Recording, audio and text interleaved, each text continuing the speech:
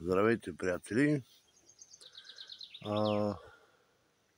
На риболов съм днеска в Кайлък, парк Кайлък, град Плевен, като язовир е по-известен като големия язовир в Кайлък.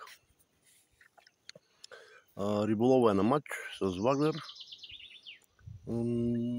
като цяло тегав риболов, въпреки захранка, въпреки всичко. 4 плотички някъде хванах от сутринта.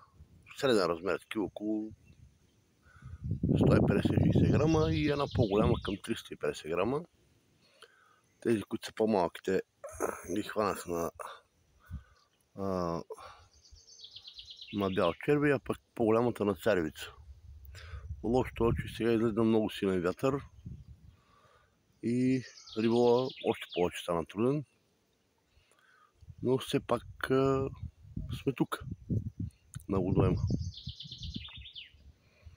И така, пуснал съм една дънна въдица, която се казва контролно да седи.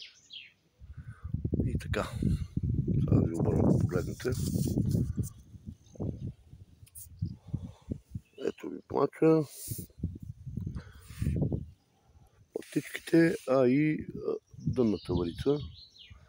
Тя май е само за присъствие тук, за красота. И така. Ако не е този вятър, времето е супер прекрасно. Бял черви, задължително, царевичка, захранката и така в общи линии.